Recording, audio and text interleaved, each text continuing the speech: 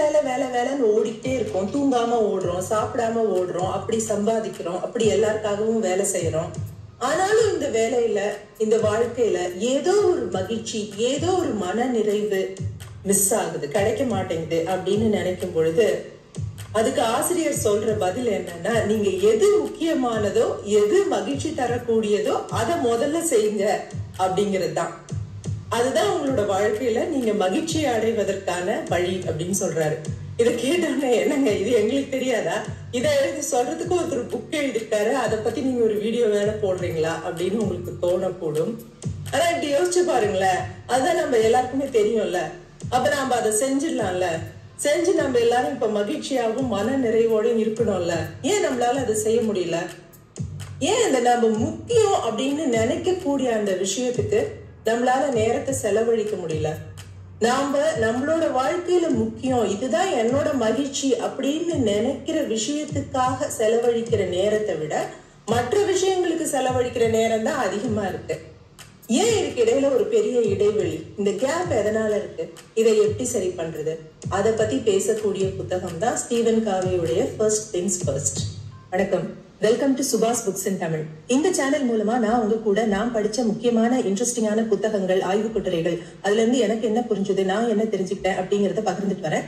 அந்த வரிசையில நாம இன்னைக்கு பார்க்க போறது ஸ்டீவன் காவே அவர்கள் எழுதின ஃபர்ஸ்ட் திங்ஸ் ஃபர்ஸ்ட் அப்படிங்கிற புத்தகம். இப்போ உங்க முன்னால ஒரு தேவதை வந்து, உனக்கு நான் ஒரு வரம் கொடுக்குறேன், நீ இப்ப என்னெல்லாம் வேலை செஞ்சிட்டு இருக்கியோ அந்த வேலைய இன்னும் 20 மடங்கு அதிக வேகத்தோட உன்னால செஞ்சிட முடியும் அப்படின்னு சொன்னா அந்த வரத்தை நீங்க உடனே வாங்கிப்பீங்களா? அந்த வரம் உங்களோட பிரச்சனைகளை எல்லாம் தீர்த்துருன்னு நினைக்கிறீங்களா? நம்மள பெரும்பாலான பேர் அந்த வரத்தை உடனே வாங்கிக்கணும்னு தான் நினைப்போம். ஏன்னா அவசர அவசரமா எல்லா வேலையும் முடிச்சிடணும், சீக்கிரமா செஞ்சிடணும், மத்தவங்களை விட வேகமா ஓடிடணும், மத்தவங்களை விட அதிகமா சம்பாதிச்சிடணும், இந்த ரேஸ்ல நாம முந்திடணும், அது மூலமா நம்ம ஒரு வெற்றியாளர் ஆயிடலாம், அதுதான் நமக்கு ஒரு மகிழ்ச்சியை கொடுக்கும் அப்படிங்கிற தவறான புரிதலோட வாழ்ந்துட்டு இருக்கோம் அப்படின்னு சொல்றாரு ஆசிரியர். ஏன்னா நம்ம இப்ப ஓடி ஓடி உழைச்சும் கூட ஒரு மகிழ்ச்சியையும் மன நிறைவையும் அடைய முடியாததுக்கு காரணம், எது முக்கியம், எது உண்மையிலேயே முக்கியம், எது உண்மையிலேயே எனக்கு மகிழ்ச்சி அப்படிங்கிற ஒரு புரிதல் இல்லாம ஓடிட்டு இருக்கிறது தான். அந்த புரிதல் இல்லாமலே இதை விட 20 மடங்கு அதிக வேகத்துல ஓடினாலும், 100 மடங்கு அதிக வேகத்துல ஓடினாலும், அதிநவீனமான வண்டி வாகனத்துல போனாலும், எல்லாரையும் விடவும் முந்தி போனாலும், எல்லாரையும் விடவும் அதிக சம்பாதிச்சாலும் என்ன பயன்? எங்க போறோம்னே தெரியாம, நம்ம போய் சேர வேண்டிய இடம் எதுன்னே தெரியாம ஓடிட்டு இருக்கோம். ஓடி போய் நின்று திரும்பி பார்க்கும் போது, ஐயோ நான் இங்கேயா வந்திருக்கேன், நான் வர நினைச்ச இடம் இது இல்லையே அப்படின்னு தான் தோணும். அப்போ நாம எவ்வளவு உழைச்சாலும், இப்ப நம்ம ஓடுற ஓட்டத்தால ஒரு மன நிறைவு கிடைக்கல, இதே ஓட்டத்தை இதை விட அதிகமா ஓடிட்டாலும், அதிக வேகத்தோட ஓடிட்டாலும் அந்த மன நிறைவு கிடைக்க போறது இல்ல. அப்போ முக்கியமான விஷயம் என்னன்னா, நமக்கு முக்கியமான விஷயம் எது அப்படிங்கறத முதல்ல தெரிஞ்சுக்கிட்டு அந்த விஷயத்த முதல்ல பண்றதுதான் அப்படின்னு சொல்றாரு. அதனாலதான் அவர் இந்த புத்தகத்துக்கு ஃபர்ஸ்ட் திங்ஸ் ஃபர்ஸ்ட் அப்படின்னு பேர் கொடுத்திருக்காரு. அப்போ அந்த தேவதை கிட்ட சொல்லிடுங்க, எனக்கு வேகம்ங்கிற வரம் வேண்டாம், அதுக்கு பதிலா எது உண்மையான மகிழ்ச்சியோ, எது மன நிறைவையும் மன திருப்தியையும் தரக்கூடியதோ அது எது அப்படின்னு கண்டுபிடிக்கக்கூடிய அந்த தெளிந்த பார்வையையும் அந்த புரிதலையும் எனக்கு ஒரு வரமா கொடு அப்படின்னு சொல்லி கேட்டு வாங்கிக்கோங்க. உண்மை என்னன்னா, இந்த மாதிரிலாம் ஒரு தேவதை இருக்கா, அது நமக்கு முன்னாடி வருமா அப்படின்லாம் எனக்கு தெரியல. ஆனா பல பேரறிஞர்கள், பல நல்ல அறிஞர்கள் எழுதின பல புத்தகங்கள், பல கருத்துக்கள் நமக்கு ஒரு வரமா வந்து கிடைச்சிருக்கு. வைரமுத்து ஒரு கவிதையில ஒரு வரி எழுதிப்பாரு, உனக்கு வரம் வர யாரோ இருந்த தவமல்லவா புத்தகம் அப்படின்னு. அந்த மாதிரி ஒரு வரத்தை தரக்கூடிய புத்தகமா தான் நான் ஸ்டீவன் காவேயுடைய இந்த புத்தகத்தை பாக்குறேன். இந்த புத்தகம் இல்ல, பல புத்தகங்களுமே கூட அவர் வந்து எப்பொழுதுமே வெளிப்புற தோற்றத்துக்கு முக்கியத்துவம் கொடுக்கக்கூடிய சிந்தனைகளை பற்றி பேசுறவர் அல்ல. நீங்க கையை இப்படி குலுக்கணும், ட்ரெஸ் இப்படி பண்ணிக்கணும், ஒரு இடத்துல போனா இப்படி பேசணும், அதெல்லாம் இல்லை. நீங்க உட்புறமாக என்ன மாற்றத்தை ஏற்படுத்திக்கணும் அப்படிங்கறத பத்தி பேசக்கூடியவர். சரிங்க, இப்ப என்னோட வாழ்க்கையில அந்த முக்கியமான விஷயம் எது அப்படிங்கறத நான் எப்படி தெரிஞ்சுக்கிறது? அந்த முக்கியமான விஷயத்த தெரிஞ்சுக்கிட்டதுக்கு அப்புறம் அந்த முக்கியமான விஷயத்த நான் முதல்ல செய்யலாம். ஆனா முக்கியமான விஷயங்கிறது எதுன்னு எப்படி தெரிஞ்சுக்கிறது அப்படின்னு கேட்டா, எல்லா மனிதர்களுமே யாருமே விதிவிலக்கல்ல, மரண தருவாயில இருக்கும் பொழுது தங்களுடைய வாழ்க்கையில இந்தந்த விஷயங்களுக்கெல்லாம் நாம அதிக நேரம் செலவிட்டு இருக்கலாமோ அப்படின்னு எதை பத்தி நினைப்பாங்களோ அதுதான் அவங்களோட முக்கியமான விஷயம். யாருமே நான் இன்னும் ஒரு பெரிய வீடு வாங்கியிருக்கலாம், நான் இன்னும் கொஞ்சம் நகையை சேர்த்திருக்கலாம், நான் இன்னும் பெரிய பதவிகளுக்கு போயிருக்கலாம், நான் இன்னும் அலுவலகத்துல அதிக நேரம் செலவிட்டிருக்கலாம் அப்படின்னு நினைக்கிறது இல்லை. அதுதான் இந்த எமர்ஜென்சி ரூம்ல இருக்கிற டாக்டர்ஸும் நர்சஸும் நமக்கு சொல்ற விஷயம். எல்லாருமே இந்த விஷயத்துக்காக தான் ஓடிக்கிட்டு இருக்காங்க. இதுக்குதான் அவங்களுடைய வாழ்க்கையில பெரும்பாலான நேரத்தை செலவு பண்ணிட்டு இருக்காங்க. ஆனா மரண தருவாயில இந்த விஷயத்துக்கு இன்னும் கூட நான் கொஞ்சம் நேரம் செலவிட்டு இருக்கலாம் அப்படின்னு யாருமே நினைக்கிறது இல்ல. இதுக்கு போய் நான் எவ்வளவு நேரம் செலவிட்டனே அப்படின்னு நினைக்கிறேன். அப்போ அந்த மரண தருவாயில நாம இருக்கும் பொழுது எந்த விஷயத்துக்கு நாம இன்னும் நேரம் செலவிட்டு இருக்கலாம் அப்படின்னு நாம நினைப்போம். நீங்க எதுக்கு நினைப்பீங்க? நான் எதுக்கு நினைப்பேன்? உங்களுக்கு ஒரு விஷயம் இருக்கலாம், எனக்கு ஒரு விஷயம் இருக்கலாம். அந்த விஷயம் தான் என் வாழ்க்கையின் முக்கியமான விஷயம். உங்களுக்கு அந்த நேரத்துல எந்த விஷயம் தோணும்னு நீங்க நினைக்கிறீங்களோ அதுதான் உங்க வாழ்க்கையினுடைய மிக முக்கியமான விஷயம். அந்த மிக முக்கியமான விஷயத்துக்கு தான் நீங்க முக்கியத்துவமும் முதன்மைத்துவமும் கொடுக்கணும். அந்த முக்கியமான விஷயம் அப்படிங்கிறது ஒருத்தருக்கு ஒருத்தர் மாறுபடும். ஒருத்தர் ஐயோ நான் என் குடும்பத்தோட நிறைய நேரம் செலவழிச்சிருக்கலாமே நினைக்கலாம். இன்னொருத்தர் என் ஆரோக்கியத்தை நான் நல்லா பேணி இருக்கலாமே அப்படின்னு நினைக்கலாம். இன்னொருத்தர் இந்த சமூகத்துக்கு நான் ஏதாவது செஞ்சிருக்கலாமே அப்படின்னு நினைக்கலாம். இன்னொருத்தர் நான் இயற்கையோட நிறைய நேரம் செலவழிச்சிருக்கலாமேன்னு நினைக்கலாம். ஒருத்தருக்கு ஒருத்தர் இது மாறுபடும். ஆனா அந்த மரண தருவாயில ஐயோ இந்த விஷயத்துக்கு நான் நேரம் செலவழிக்காம போயிட்டனே அப்படின்னு நாம எந்த விஷயத்த நினைச்சு ஏங்குவோமோ அந்த விஷயம்தான் நாம உள்ளார்ந்து முக்கியத்துவம் கொடுக்கக்கூடிய அந்த விஷயம். அப்போ இந்த முக்கியமான விஷயத்துக்கும் நாம இப்போ வாழ்க்கையோட இந்த ஸ்டேஜ்ல நல்ல சக்தி, நல்ல ஒரு ஆரோக்கியம், இளமை இதெல்லாம் இருக்கக்கூடிய இந்த கட்டத்துல நாம அந்த முக்கியமான விஷயத்துக்கு நேரம் செலவழிக்க முடியாம வேற எதுக்கோ நேரத்தை செலவழிச்சு ஓடிக்கிட்டு இருக்கோம். இதுக்கு நடுவுல ஒரு பெரிய கேப், ஒரு இடைவெளி இருக்கு. இந்த இடைவெளி எதனால ஏற்படுது, இதை எப்படி சரி பண்றது அப்படிங்கிறத பத்தி பேசக்கூடிய ஒரு நேர மேலாண்மை புத்தகம் தான் இது. பொதுவா நேர மேலாண்மையை பத்தி பேசக்கூடிய புத்தகங்கள்லாம் வெளிப்புற உத்திகளை தான் சொல்லி கொடுக்கும். கேலண்டரை இப்படி வச்சுக்கோங்க, உங்க போன்ல இதை குறிச்சு வச்சுக்கோங்க, உங்க இதுல கிளாக்ல அலாரம் வச்சுக்கோங்க, உங்களோட வீட்லயே ஒரு கேலண்டரை மாட்டி எழுதி வச்சுக்கோங்க, நோட் பேட்ல எழுதி வச்சுக்கோங்க, இதுல எழுதி வச்சுக்கோங்க அப்படின்னு தான் சொல்லுவாங்க. ஆனா எப்பொழுதுமே ஸ்டீவன் காவேயுடைய புத்தகங்கள் ஒரு உள்ளார்ந்த மாற்றம் எப்படி இருக்கணும் அப்படிங்கறத பத்தி தான் சொல்லும். அதை பத்தி தான் இந்த புத்தகமும் சொல்லும். இதுக்குள்ள போறதுக்கு முன்னாடி நாம ஏன் எப்பவுமே அந்த முக்கியமான விஷயத்த முதல்ல செய்யாம எதையோ செஞ்சுக்கிட்டு அவசரமா ஓடிட்டு இருக்கோம்? எந்த விஷயம் அவசரமான விஷயமோ அதுக்கெல்லாம் நம்ம ஒரு அடிக்ட் மாதிரி இருக்கிறோம்.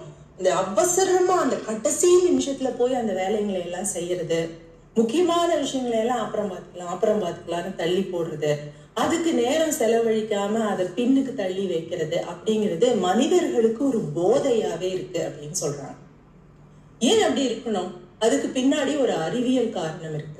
அதாவது நம்ம எல்லாருக்கும் இந்த கடைசி நிமிஷத்துல போய் அவசரமா ஒரு விஷயத்த செஞ்சு முடிக்கும் பொழுது அப்பாடா அப்படின்னு ஒரு திருப்தியும் எதையோ ஒன்றத்தை சாதிச்சிட்ட மாதிரி ஒரு மனநிலையும் ஏற்படும். கடைசி நிமிஷத்துல ஒரு அவசரமா செய்யும் போது பாத்தீங்கன்னா மனதுல சிந்தனைகளே இல்லாம மனம் அப்படியே ஒரு சலனம் இல்லாம இருக்கும். வேற எந்த பத்தியும் நம்ம யோசிக்காம அந்த வேலையில ஆழ்ந்து போய் செய்யவும் நம்மளால முடியும். இதுக்கு காரணம் என்னன்னா நம்மளுடைய உடல்ல சுரக்கக்கூடிய அட்ரினலின் அப்படிங்கிற ஒரு ரசாயனம், நம்மளுடைய நாளமில்லா சுரப்பிகளால சுரக்கப்படக்கூடிய ஒரு ஹார்மோன். இந்த அட்ரினலின் ரஷ் அப்படின்னு அறிவியலாளர்கள் இதுக்கு பேர் சொல்றாங்க. எப்பெல்லாம் சுரக்கும் அப்படின்னு பாத்தீங்கன்னா நீங்க இந்த மாதிரி அவசரமா கடைசி நிமிஷத்துல போய் ஒரு வேலையை செய்யும் பொழுது அட்ரினலின் அதிகமா சுரக்கும். அல்லது ஆபத்தான விளையாட்டுகள்ல நாம ஈடுபடும் பொழுது அட்ரினலின் அதிகமா சுரக்கும்.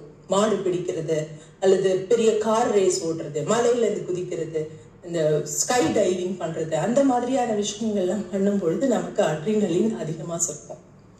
சோ இந்த அட்ரினலின் சுரக்கும் பொழுது நமக்கு எதையோ சாதிச்சிட்ட மாதிரி ஒரு உணர்வு ஏற்படும். அந்த உணர்வுக்காகவே எல்லாரும் அதை போய் திரும்ப செய்யறாங்க. ஆனா நம்ம இப்போ மாடுபிடி வீரரும் கிடையாது, ஒரு கார் ரேஸ்க்கும் போறது இல்லை. ஆனா நமக்கு அந்த கடைசி நேரத்துல போய் ஒரு விஷயத்த அவசரமா செஞ்சு முடிக்கும் பொழுது அந்த அட்ரினலின் ஹை கிடைக்குது. அப்போ அதுக்கு நம்ம திரும்ப செய்து ஒரு அடிமையாயிடுறோம்.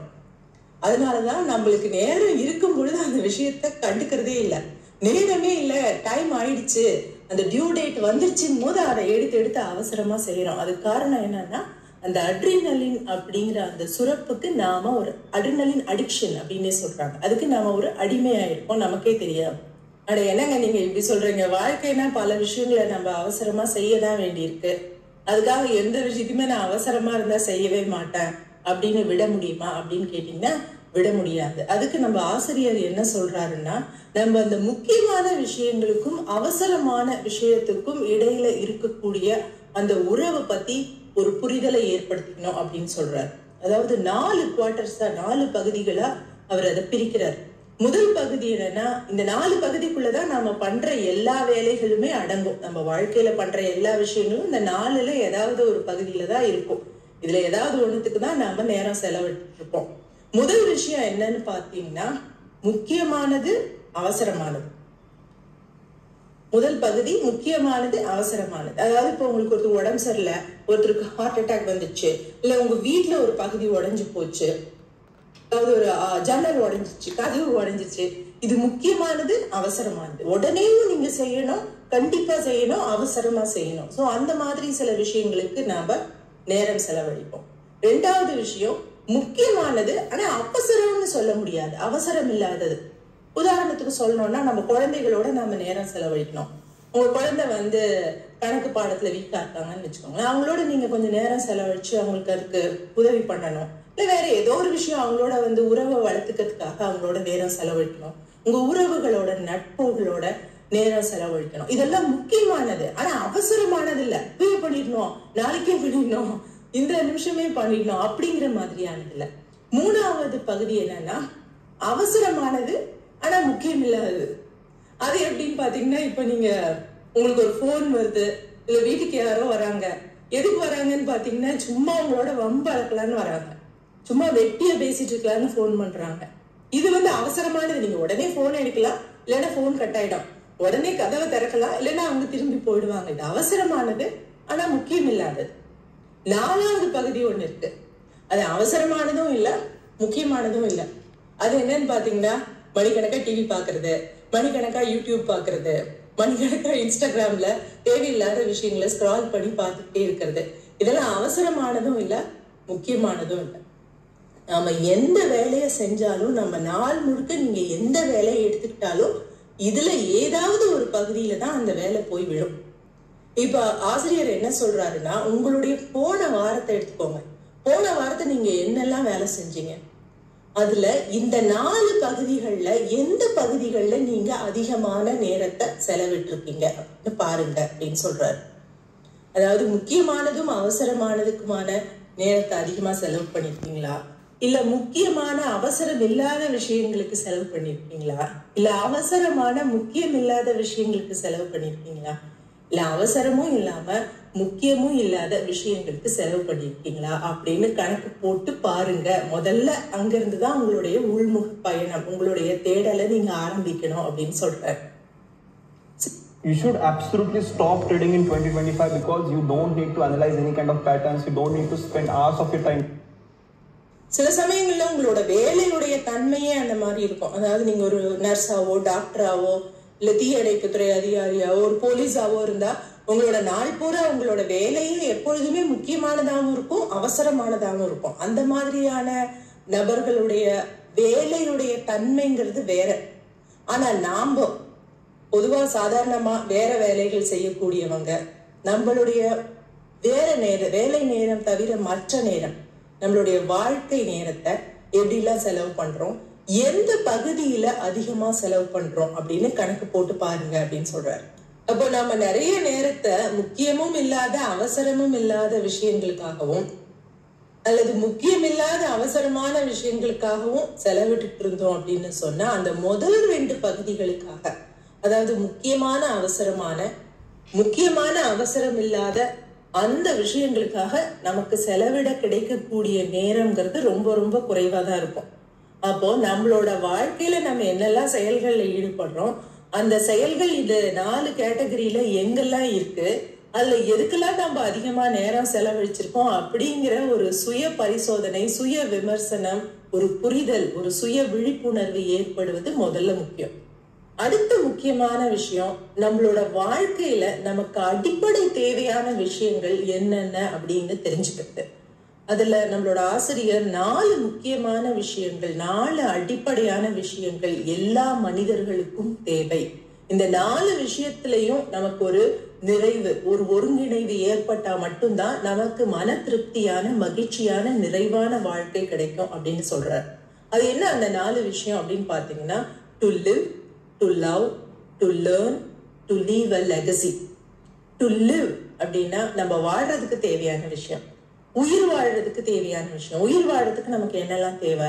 சாப்பாடு தேவை, துணிமணி தேவை, உறைவிடம் தேவை, நமக்கு பாதுகாப்பான ஒரு இடம் தேவை, நமக்கு தேவையான மருத்துவ உதவிகள் தேவை. இந்த மாதிரியான விஷயங்கள்லாம் இருந்தா மட்டும்தான் நம்ம உயிரை வாழ முடியும். அப்ப இது எல்லாத்தையும் அடையறதுக்கான ஒரு பொருளாதாரமும் நமக்கு தேவை. உயிர் வாழ்றதுக்கான விஷயம், அந்த விஷயங்களை சம்பாதிக்கிறதுக்கான பொருளாதாரம், இதுதான் நம்ம எல்லாருக்குமான முதல் அடிப்படையான விஷயம், டு லிவ். 2வது அடிப்படை தேவை டு லவ். நம்ம மேல அன்பு காட்டுறதுக்கும் நாம அன்பு காட்டுறதுக்கும் யாராவது மனிதர்கள் இருக்கணும். நம்மளோட குடும்பத்திலேயோ, நம்மளோட நட்புலையோ, நம்மளோட அணுக்கமான உறவுகளை பேணக்கூடிய மனிதர்களும் இருக்கணும். நமக்கு தேவையான அளவுக்கு ஒரு சமூக உறவுகளும் இருக்கணும். நம்மளோட அலுவலகத்திலேயோ, நம்மளோட வாழக்கூடிய தெருவிலையோ இருக்கிறவங்கள நம்மளோட அணுக்கமான நண்பர்கள், உறவினர்கள்னு சொல்ல முடியாது. இருந்தாலும் அங்கே நமக்கு ஒரு நல்ல உறவு முறை இருக்கணும். அப்பதான் அந்த ஒரு திருப்தி நமக்கு கிடைக்கும். அது ஒரு அடிப்படை தேவை. 3வது டு லேர்ன்.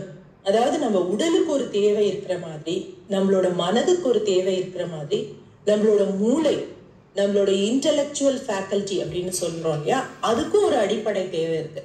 அதாவது புதிய புதிய விஷயங்களை கத்துக்கணும் அப்படிங்கிறதுக்கான ஆர்வம் மனிதர்களுக்குள்ள இயல்பிலேயே இருக்கு. அப்ப புதிய புதிய விஷயங்களை கத்துக்கிட்டு நம்ம அப்படியே ஆல்பர்ட் ஐன்ஸ்டீனாவோ அப்துல் கலாமாவோ ஆயிடுவோம்னா அந்த மாதிரி இல்ல. ஒவ்வொருத்தருக்கும் ஒரு லெவல் இருக்கும் இல்லையா. நான் இப்ப எங்க இருக்கனோ அந்த இடத்துல இருந்து ஒரு புதிய விஷயத்த கத்துக்கணும், அடுத்த விஷயத்த கத்துக்கணும் அப்படிங்கிறதுக்கான தேடல் எனக்கு இருக்கும். நீங்க எங்க இருக்கீங்களோ அங்கிருந்து அதை விட பெரிய விஷயத்த கத்துக்கணும் அப்படிங்கிறதுக்கான தேடல் உங்களுக்கு இருக்கும். இது நம்மளுடைய உடலுக்கு ஒரு தேவை இருக்கிற மாதிரி நம்மளோட மூளைக்கு இருக்கக்கூடிய ஒரு இயல்பான தேவை அப்படி வச்சுக்கோங்க. அந்த 3வது அடிப்படை தேவைக்கு பேரு டு லேர்ன். 4வது அடிப்படை தேவைக்கு அவர் என்ன சொல்றாருன்னா, டு லீவ் அ லெகசி. இது ஒரு உயிர் தேடல் அல்லது உயிர் தேவை அப்படின்னு சொல்லலாம். நான் இந்த இடத்தை விட்டு போனதுக்கு பிறகும் கூட இங்க என்னை பத்தி இங்க இருக்கிறவங்க எல்லாம் என்ன பேசுவாங்க அப்படிங்கறத பத்தி நம்ம எல்லாருக்கும் ஒரு கவலை இருக்கு இல்லையா. நான் இந்த உலகத்தை விட்டு போனதுக்கு அப்புறம் கூட இங்க இருக்கிறவங்க எல்லாம் என்னை பத்தி என்ன பேசுவாங்க. அப்ப நான் இந்த இடத்துல இல்லைனாலும் எந்த இடத்துக்கு நான் எதையோ ஒண்ணத்தை விட்டுட்டு போறேன்.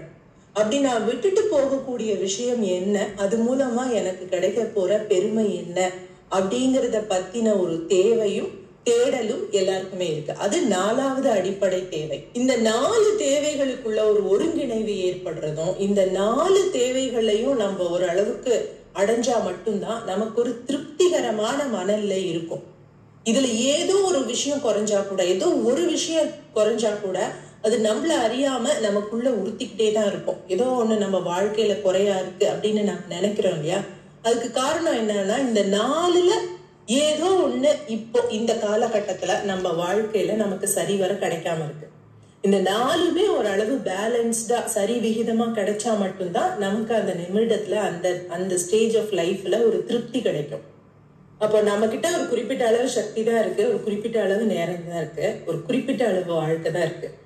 இந்த வாழ்க்கையில இந்த 4 அடிப்படை தேவைகளுக்கும், வாழ்வதற்கான தேவை, நேசிப்பதற்கான தேவை, கற்றுக்கொள்வதற்கான தேவை, அந்த உயிர் தேடலுக்கான தேவை, இந்த 4 அடிப்படை தேவைகளுக்கும் இந்த நேரத்தையும் சக்தியையும் நாம முடிஞ்ச அளவுக்கு ஒரு பேலன்ஸ்டா பகிர்ந்து அளிக்கும் பொழுது மட்டும்தான் நம்ம ஒரு மன நிறைவான வாழ்க்கையை வாழ முடியும். இல்லைன்னா வேக வேகமா ஓடிட்டே இருப்போம், எங்கேயுமே போய் சேர மாட்டோம். ஐயோ இவ்வளவு தூரம் நான் ஓடி வந்தனே, இப்படி மூச்சு வாங்க ஓடி வந்தனே, எனக்கு ஏன் நிம்மதி கிடைக்கல, எனக்கு ஏன் சந்தோஷம் கிடைக்கல அப்படிங்கிற ஒரு குழப்பத்திலேயே தான் இருப்போம். இந்த ஹெடானிக் ட்ரெட்மில்னு சொல்லுவாங்க இல்லையா, ஒரே இடத்துலயே வேகமா ஓடிட்டு இருப்போம், எங்கேயுமே போய் சேர்ந்திருக்க மாட்டோம், அல்லது தப்பான இடத்துல போய் சேர்ந்திருப்போம்.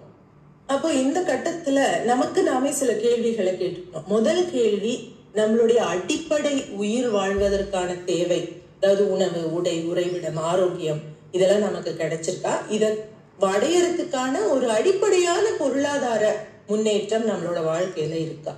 ரெண்டாவது, நமக்கு ஒரு நல்ல உறவு நிலைகள் வாய்த்திருக்குதா? உறவுகள் தான் உங்க சொந்தக்காரங்களை மட்டும் சொல்லல, அவங்க நண்பர்களா இருக்கலாம், யார் வேணா இருக்கலாம். நம்ம மேல அன்பு காட்டுறதுக்கு யாராவது இருக்காங்களா? நாம யார் மேலேயாவது ஒரு கண்டிஷன் இல்லாத அன்பை காட்ட முடியுதா? நம்மளால அதை செய்ய முடியுதா? அடுத்தது, நீங்க இருக்கிற இடத்துல புதிய கல்விகளை கற்றுக்கிறதுக்கான வாய்ப்பு உங்க தனிப்பட்ட வாழ்க்கையிலேயாகட்டும், உங்க அலுவலகத்திலேயாகட்டும், நாளுக்கு நாள் முன்னேறிக்கிட்டே இருக்கக்கூடிய புதிய புதிய விஷயங்களை கத்துக்கக்கூடிய, அந்த கத்துக்கிற ஆர்வத்தை தூண்டக்கூடிய அந்த சூழ்நிலைகள் உங்களுக்கு அமைஞ்சிருக்கா? அதுக்கான மன தைரியம், அதுக்கான மனநிலை, அதுக்கான சக்தி இதெல்லாம் உங்ககிட்ட இருக்கா? அடுத்தது, நீங்க போய் அடைய வேண்டிய அந்த இடம் குறித்த, அந்த விஷயம் குறித்த ஒரு தெளிவான புரிதலும் ஒரு பார்வையும் உங்ககிட்ட இருக்கா? நம்ம பார்த்த ஒவ்வொரு விஷயமுமே முக்கியமானதுதான். இதுல ஒண்ணு குறைஞ்சா கூட அது நம்மளுடைய மன நிறைவையும் திருப்தியையும் பாதிக்கும். இப்ப நீங்க கடன்ல இருக்கிறீங்க, ஒரு பொருளாதார பிரச்சனையில இருக்கிறீங்க, அந்த அடிப்படை உயிர் வாழ்வதற்கான தேவையில ஒரு பிரச்சனை இருக்கு அப்படின்னா மற்ற விஷயங்களையும் அது பாதிக்கும். இல்ல உங்க ஆரோக்கியம் பாதிச்சிருக்கு அப்படின்னா எல்லா விஷயத்தையும் அது பாதிக்கும்.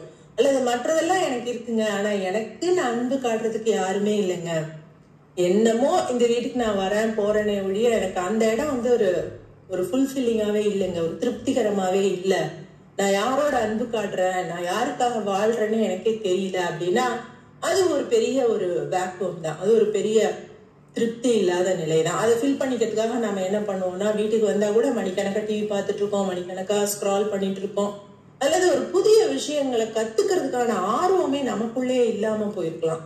அது ஃபில் பண்றதுக்காக என்டர்டைன்மெண்டான விஷயங்களை, சினிமாக்களை, அல்லது இன்னொருத்தர் சண்டை போட்டுக்கிறத, இன்னொருத்தர் வந்து ஒருத்தர் இன்னொருத்தரை பத்தி தப்பா பேசுறதுல எல்லாம் பார்க்கணும் அப்படின்னு நமக்கு மனம் ஏன் அதுல இழுத்துட்டு போகுதுன்னா, இந்த புதிய விஷயங்களை கத்துக்கிறதுக்கான ஆர்வமும் சூழ்நிலையும் நம்ம கிட்ட இல்லாம இருக்கலாம். அப்ப அந்த இடத்துல ஒரு குறைபாடு இருக்கும் போது அது மற்ற இடங்கள்லயும் எதிரொலிக்க போகுது. அது நம்ம ஆரோக்கியத்தையும் எதிரொலிக்கும், அது நம்ம உறவுகளையும் பாதிக்கும், அது நமக்கு ஒரு திருப்தியான மனநிலையும் கொடுக்காது இல்லையா? அப்போ இந்த கேட்ட கேள்விகள்ல எந்த இடத்துல ஒரு பிரச்சனை இருக்குன்னு நம்ம முதல்ல தெரிஞ்சுக்கிட்டு அந்த இடத்த முதல்ல சரி பண்ணணும். ஏன்னா அந்த இடம் சரியாகலைன்னா அது மற்ற இடங்களையும் கண்டிப்பா பாதிக்கதான் போகுது. நாம ஏற்கனவே இக்கிகை அப்படிங்கிற ஒரு ஜப்பானிய கான்செப்ட் பத்தி ஒரு புக் இருக்கு. அந்த புத்தகத்தை பத்தி நம்ம ஒரு வீடியோ போட்டிருக்கோம். அவங்க என்ன சொல்றாங்கன்னா, அதிக நாள் வாழக்கூடிய, மகிழ்ச்சியாக மன நிறைவாக வாழக்கூடிய மனிதர்கள் இந்த 4 தேவை இப்ப நம்ம பார்த்தோம் இல்லையா, அந்த 4 தேவையையும் அவங்க வாழ்க்கையில ஒருங்கிணைச்சு வச்சுக்கிறாங்க. அந்த 4மே ஒரே விஷயமா இருக்கு. அதாவது இப்ப நீங்க எடுத்துக்கோங்களேன், நீங்க ஒரு வேலை செய்றீங்க, அந்த வேலையில இருந்து உங்களுக்கு கொஞ்சம் பணமும் கிடைக்குது, அந்த வேலையின் மூலமாக உங்களுக்கு ஒரு நல்ல நட்பு, நல்ல உறவு, நல்ல சமூகத்துல ஒரு நல்ல பேரு இதெல்லாமும் கிடைக்குது. உங்களோட உறவு நிலையும். I had a health condition and you hypnotized me, and in 20 minutes that health condition disappeared. I was mind blown, and that's when மேம்படுது. மூணாவது, அந்த வேலை வந்து உங்களை புதிய புதிய விஷயங்களை கத்துக்கிறதுக்கு தள்ளிக்கிட்டே இருக்கு, உந்திக்கிட்டே இருக்கு. நீங்க புதிய புதிய விஷயங்களை கத்துக்கிட்டே இருக்கீங்க, ஏன்னா அந்த சூழ்நிலை அந்த மாதிரி அமைஞ்சுக்கிட்டே இருக்கு. அந்த ஆர்வத்தையும் அந்த வேலை தூண்டிக்கிட்டே இருக்கு.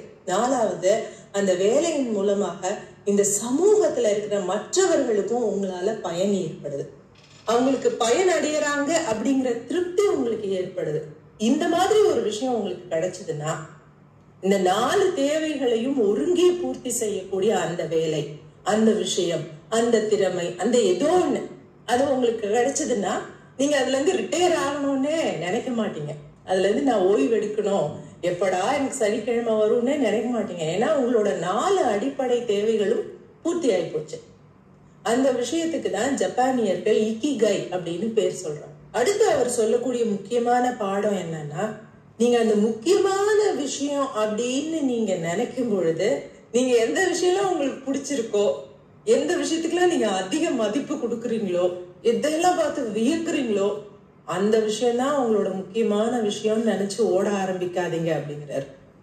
எது உங்களுடைய கொள்கையோ, எது உங்களை அடிப்படையில நேர்மையாளனாக நிற்க செய்கிறதோ, எது உங்களுடைய அடிப்படையிலேயே உங்களுடைய அந்த ஈகோவை உங்களோட தலைக்கணத்தை குறைக்கிறதோ அந்த கொள்கை தான் உங்க வாழ்க்கையினுடைய முக்கியமான விஷயம் அப்படிங்கிறார். அதாவது என்ன சொல்றாருன்னா, இன்னும் அவர் நல்லாவே அதை விளக்கி சொல்லியிருக்காரு. இப்ப எனக்கு இந்த வீடு ரொம்ப பிடிக்கும், எனக்கு இந்த கார் ரொம்ப பிடிக்கும், எனக்கு இந்த கம்ப்யூட்டர் ரொம்ப பிடிக்கும், அப்ப இதெல்லாம் தான் என் வாழ்க்கையோட முக்கியமான விஷயமா அப்படின்னு நினைச்சு கூடாது.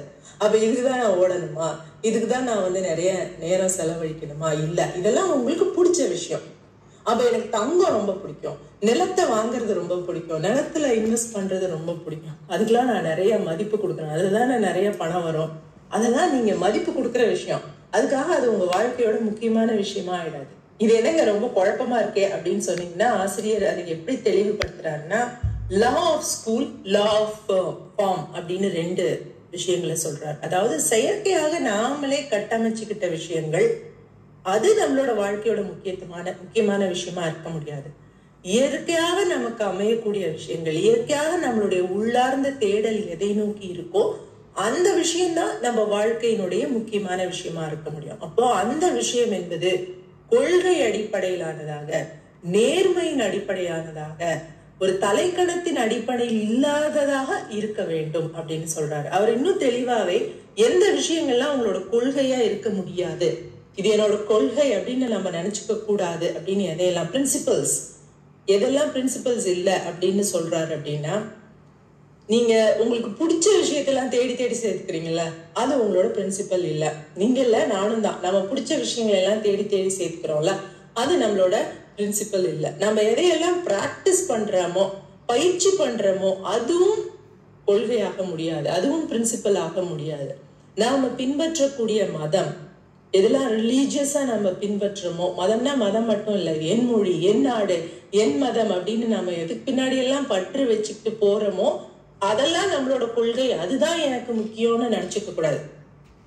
அதை நம்ம முக்கியமான விஷயம், அதுக்கு நோக்கிதான் நான் ஓடிட்டு இருக்கேன் அப்படின்னு நினைச்சுக்க கூடாது. அதுவும் உங்களோட பிரின்சிபல்ஸ் இல்லை. என்னங்க இப்படி சொல்றீங்க? அப்ப எதுதான் முக்கியமான விஷயம்னு பாத்தீங்கன்னா, இப்ப நம்ம லிஸ்ட் பண்ண எல்லா விஷயத்தையுமே நம்ம பல குறுக்கு வழிகள்ல போய் அடைய முடியும். அதுக்கு ஆசிரியர் என்ன ஒரு உதாரணம் சொல்றாருன்னா, இப்போ நல்லா படிக்கணும், நிறைய மார்க் வாங்கணும், அப்பா அம்மாவை பெருமைப்படுத்துற மாதிரி இருக்கணும், இது ஒரு நல்ல கொள்கையா இல்லையா அப்படின்னா அவர் என்ன சொல்றாரு, இது ஒரு கொள்கையே இல்லை அப்படின்ட்டு. ஏன்னா நல்லா படிக்கணும், நிறைய மார்க் வாங்கணும் அப்படின்னா என்ன அர்த்தம்னா, அந்த கல்வியின் மேலான உள்ளார்ந்த ஆர்வம் இல்லை. எந்தெந்த கேள்விகள் எல்லாம் படிக்கணும், எதெல்லாம் முக்கியமான கேள்வின்னு குறிச்சு வச்சு படிக்கணும், இப்படி இந்த பரீட்சைக்கு இப்படி போனா இதை ஏஸ் பண்ணலாம், அதை ஜெயிக்கலாம் அப்படின்னு அந்த குறுக்கு வழிகளை எல்லாம் கத்துக்கிட்டு படிக்கணும். ஏன் படிக்கணும்? நான் நல்லா படிச்சாதான் என் டீச்சர் என்னை பாராட்டுவாங்க, நான் நல்லா படிச்சாதான் என்னோட அப்பா அம்மா என்னை பாராட்டுவாங்க, அப்பதான் அவங்க எனக்கு சைக்கிள் வாங்கி தருவாங்க அப்படின்னு நம்ம ஒரு மனப்பாடம் பண்ணியோ, இல்லை இந்த முக்கியமான கேள்வியை மட்டும் படிச்சோ, ஏதோ ஒன்று பண்ணி பள்ளிக்கூடத்துலயும் காலேஜ்லயும் நாம நல்ல மார்க் வாங்கிட்டு வந்துடுறோம். அப்போ அந்த கொள்கை இருக்காங்க அப்படின்னு பாத்தீங்கன்னா கொள்கை இல்லை. கொள்கை என்னவா இருந்திருக்கணும்?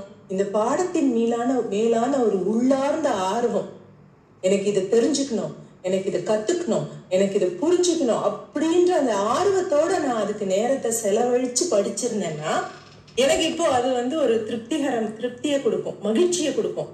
ஆனா நான் செலவழிக்கல, நான் ஒரு ரெகக்னிஷனுக்கு மட்டும்தான் அந்த நேரத்தை செலவழிச்சு படிச்சேன். அப்ப திரும்பி பார்க்கும்போது ஐயோப்பா, அந்த நாள்லாம் எவ்வளவு ஸ்ட்ரெஸ்ஸா இருந்தது தெரியுமா?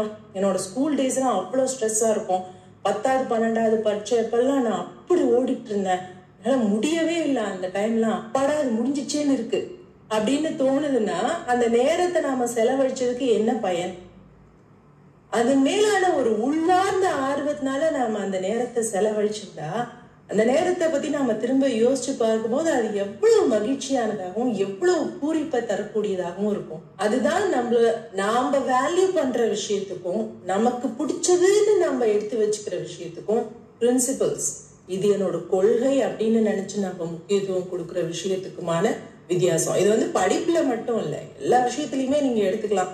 திருமண உறவுகள், நம்ம அந்த இடத்துல ஒரு கல்யாணம் பண்ணிட்டு போகும்போது என்ன நினைக்கிறோம்னா, இவங்க எல்லாம் எனக்கு ஏத்த மாதிரி இருக்கணும்னு நினைக்கிறோம், நான் இவங்களுக்கு ஏத்த மாதிரி இருக்கணும், இவங்க கிட்ட நான் அன்பு காட்டணும் அப்படின்னு நாம நினைச்சா அது என்னோட பிரின்சிபல்ஸ்ல இருந்து வருது. ஏன்னா என்னோட அடிப்படை கொள்கை என்ன?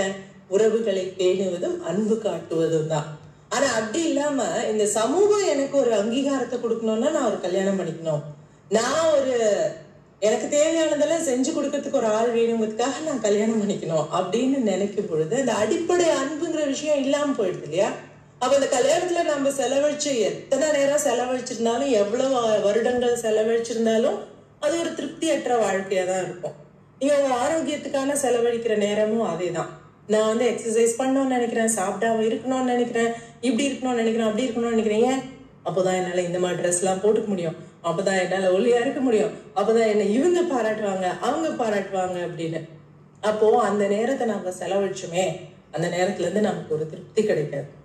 ஆனா அதுக்கு பதிலா அந்த உடற்பயிற்சி செய்யறதே எனக்கு பிடிச்ச விஷயமா இருந்தா, அதுக்காக நான் ஒரு விளையாட்டுக்கு போறேன், நான் ஒரு டென்னிஸ் விளையாட போறேன், ஒரு கிரிக்கெட் விளையாட போறேன், ஒரு கபடி விளையாட போறேன், எதுவா இருந்தாலும் சைக்கிள் ஓட்ட போறேன், அந்த விஷயம் பிடிச்சிருக்குங்கிறதுனால நான் அதை செஞ்சேன்னா, அது மேல எனக்கு ஒரு உள்ளார்ந்த ஆர்வம் இருந்து நான் அதை செஞ்சேன்னா எனக்கு வெயிட் லாஸ் ஆகும், என்னோட ஆரோக்கியம் அதிகமாகும். ஆனா அதெல்லாம் ஒரு பை ப்ராடக்ட்ஸ் தான். இந்த விஷயத்த செய்யறதுனாலயே எனக்கு ஒரு மகிழ்ச்சியும் மன திருப்தியும் ஏற்படும். சோ இதுதான் இந்த முக்கியமான விஷயத்துக்கும் நாம மதிப்பளிக்கக்கூடிய விஷயத்துக்கும் இருக்கக்கூடிய கேப். இந்த கேப் நம்ம ஃபில் பண்ணாம இருக்கிறதுனாலதான் நம்மளால அந்த முக்கியமான விஷயத்துக்கான நேரத்தை செலவழிக்கவே முடியறதில்ல அப்படின்னு ரொம்ப அழகா பல விளக்கங்களோட பல உதாரணங்களோட ரொம்ப தெளிவா சொல்லியிருக்காரு. அப்போ நம்மளுடைய லட்சியம், நாம முக்கியம்னு நினைக்கக்கூடிய அந்த விஷயம், அந்த ஃபர்ஸ்ட் விஷயம், ஃபர்ஸ்ட் திங்ஸ் ஃபர்ஸ்ட் அப்படின்னு சொல்றாரு இல்லையா, அந்த ஃபர்ஸ்ட் விஷயம் நம்மளுடைய கொள்கையின் பால்பட்டதாக, நம்மளுடைய உள்ளார்ந்த தேடலின் பார்ப்பட்டதாக இருக்க வேண்டும். அப்பதான் அது நமக்கு ஒரு மன மகிழ்ச்சியையும் மன நிம்மதியையும் தரும். தண்ணீரின் உயரம் தாமரையின் உயரம் அப்படின்னு சொல்லுவார் இல்லையா, அந்த தண்ணீர் என்னது அப்படின்னா அந்த லட்சியம், அந்த கொள்கை, அந்த உள்ளார்ந்த தேடல். அப்போதான் அந்த மன நிம்மதி அப்படிங்கிற தாமரை, மன மகிழ்ச்சி, மன சந்தோஷம், நம்மளோட நேரத்தை நம்ம சரியா செலவழிச்சிருக்கோம் அப்படிங்கிற அந்த திருப்தி எல்லாமே நமக்கு கிடைக்கும். அப்போ நம்மளுடைய உள்ளார்ந்த தேடல் எது அப்படின்னு நமக்கு தெரிஞ்சிருக்கணும்னா, நம்ம ஒரு உள்ளார்ந்த ஆய்வை எப்பொழுதுமே பண்ணிக்கிட்டே இருக்கணும் அப்படின்னு சொல்றாரு ஆசிரியர். அதாவது அவர் சஜஸ்ட் பண்ற ஒரு வழி என்னன்னா, நீங்க ஒரு நோட் புக் வச்சுக்கோங்க, ஒரு ஜேர்னல் வச்சுக்கோங்க. அதுல உங்களோட வாழ்க்கையோட முக்கியமான விஷயங்கள்லாம் எது அப்படிங்கறத பத்தி நீங்க எழுதி வச்சுக்கோங்க. எழுதி வச்சுக்கிட்டு அந்த விஷயத்தை எப்படிலாம் நீங்க பிராக்டிக்கலா. हर्षद मेहता स्कैम के बाद अब 2025 में स्टॉक मार्केट में एक और बड़ा स्कैम चल रहा है. உங்களோட நாள்ல, உங்களோட வாரத்துல, உங்களோட மாதத்துல அந்த விஷயத்துக்கு நீங்க எங்கெல்லாம் முக்கியத்துவம் கொடுக்க முடியும், எங்கெல்லாம் கொடுக்குறீங்க அப்படிங்கறத பத்தியும், அதுக்காக நீங்க உண்மையிலேயே நேரம் செலவழிக்கிறீங்களா இல்லையா அப்படிங்கறத பத்தி. இது வந்து ஒரு கேலண்டர் கிடையாது, இது வந்து ஒரு டைரி எழுதுற விஷயம் கிடையாது. ஆனா உங்களோட முக்கியமான அந்த விஷயத்துக்காக நீங்க இன்னைக்கு எவ்வளவு நேரம் செலவிட்டு இருக்கீங்க, இந்த முக்கியமும் இல்லாத அவசரமும் இல்லாத விஷயத்துக்காக எவ்வளவு நேரம் செலவு பண்ணிருக்கீங்க அப்படிங்கறத பத்தி எழுதிக்கிட்டே வாங்க. இந்த எழுததான் நமக்குள்ள ஒரு சுய பரிசோதனை நடக்கும், நமக்குள்ள ஒரு சுய விமர்சனம் நடக்கும். அப்பதான் நம்மளால கொஞ்சம் கொஞ்சமா அந்த உண்மையான அந்த தேடல் குறித்த, அந்த உண்மையான தேடலை நோக்கி, அந்த முக்கியமான விஷயத்தை நோக்கி நம்மளால நம்மளோட வாழ்க்கையில கொஞ்சம் கொஞ்சமா போக முடியும் அப்படின்னு சொல்றாரு. ஆனா நம்ம பெரும்பாலும் என்ன சொல்லுவோம்னா, என்னங்க எனக்கு ஏற்கனவே நேரம் இல்லை, அப்புறம் நேரம் மேலாண்மை புத்தகத்தை படிக்கும் போது இன்னொரு வேலை வேற எக்ஸ்ட்ராவா கொடுக்குறீங்களே, ஒரு நோட்டு போட்டு எழுத சொல்றீங்களே, இதெல்லாம் என்னால முடியுமா, இதெல்லாம் எனக்கு டைமே இல்லைங்க அப்படின்னு நம்ம சொல்லுவோம். இதுக்குதான் அவர் என்ன ஒரு உதாரணம் சொன்னார்னா, ஒரு பெரிய பணக்காரர் ஒருத்தர் இருந்தாரா, அவர் பெரிய ஒரு செம பிஸியான ஒரு தொழிலதிபர். அவர் வந்து ஒரு வீடு கட்டலாம் அப்படின்னு நினைச்சிருக்காரு. அவர் வீடு கட்டும் போது அவருக்கு என்ன ஆசைன்னா, நிறைய பணம் கொடுத்து பெரிய பில்லியன் கணக்குல பணம் போட்டு பெரிய வீடா கட்டுறாரு. பின்னாடி நிறைய இடம் இருக்கு, அங்க நல்ல ஒரு பெரிய அழகான தோட்டம் வைக்கணும் அப்படின்னு சொல்றாரு, நினைக்கிறாரு. அப்ப அவரோட ஃப்ரெண்ட் ஒருத்தவங்க வந்து, அவங்க வந்து ஒரு ஹார்டிகல்ச்சர், இந்த தோட்டக்கலை வல்லுநர், அவங்கள கூப்பிட்டுட்டு என்ன சொல்றாரு, எனக்கு ஒரு தோட்டம் வைக்கணும், என் வீட்டுக்கு பின்னாடியும் முன்னாடியும் நிறைய செடிகள்லாம் வைக்கணும், ரொம்ப அழகா இருக்கணும் அந்த தோட்டம், பாக்குறதுக்கு எல்லாரும் பார்த்து வியக்கிற மாதிரி இருக்கணும். ஆனா இங்க பாரு, எனக்கு ஒரே ஒரு கண்டிஷன் தான், எனக்கு வந்து டைமே கிடையாது, நான் எப்பவுமே ஊர் விட்டு ஊரு டிராவல் பண்ணிக்கிட்டே இருப்பேன், ரொம்ப பிஸி, என்னோட பிசினஸ் என்னோட எல்லா நேரத்தையும் உறிஞ்சிடுது, அதனால எனக்கு வந்து நேரம் செலவழிக்கவே முடியாது. ஆனா இந்த தோட்டம் நல்லா இருக்கணும். இப்போ இந்த தோட்டம் வந்து ஃபுல்லாவே ஆட்டோமேட்டிக்கா இருக்கணும், தனக்கு தண்ணி விட்டுக்கணும், அதுக்கு களை எடுக்கிற ஒரு தேவையெல்லாம் இருக்கக்கூடாது, பூவை இப்படி கட் பண்ண அப்படி கட் பண்ணலாம் நீ எனக்கு எதுவும் சொல்லக்கூடாது, அந்த தோட்டம் தன்னைத்தானே பராமரிச்சுட்டு பிரமாதமா வளர்ந்துடணும் அப்படின்னு சொல்றாரு. அப்ப அந்த தோட்டக்கலை வல்லுநர் சொல்றாங்க, இரு ஒரு தோட்டத்துக்கு முதல்ல எது முக்கியம்னா தோட்டக்காரன் தான் முக்கியம்.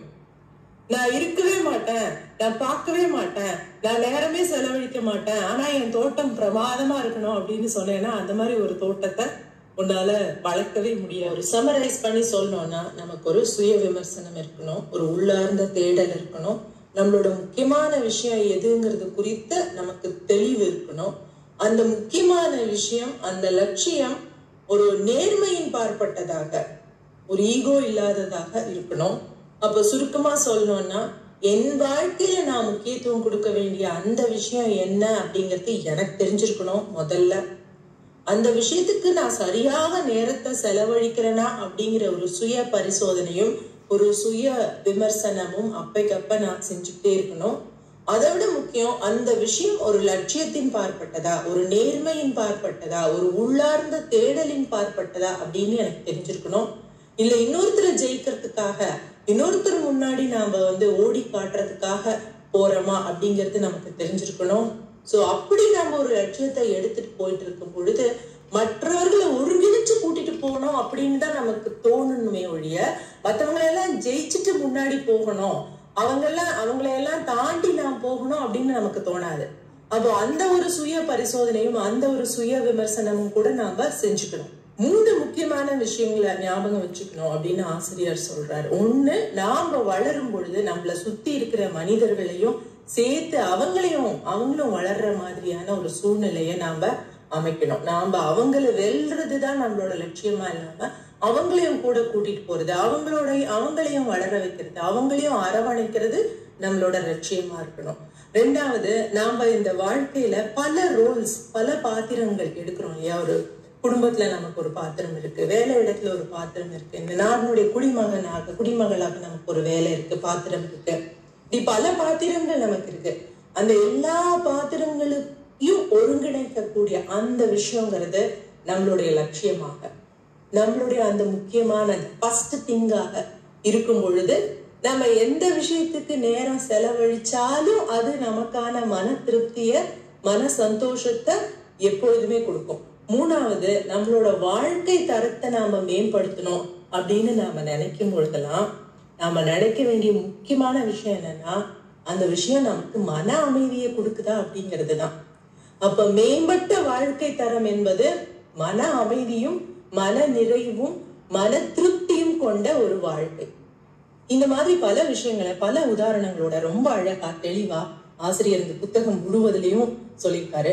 இது உங்களுக்கு பயனுள்ளதா இருந்திருக்கும் அப்படின்னு நினைக்கிறேன். உங்களுக்கு சான்ஸ் கிடைச்சதுன்னா இந்த புத்தகத்தை நீங்க ஒரு தடவை வாங்கி படிச்சு பாருங்க. இந்த வீடியோ மற்றவர்களுக்கும் பயனுள்ளதா இருக்கும் அப்படின்னு நினைச்சீங்கன்னா அவங்க கூடயும் பகிர்ந்துக்கோங்க.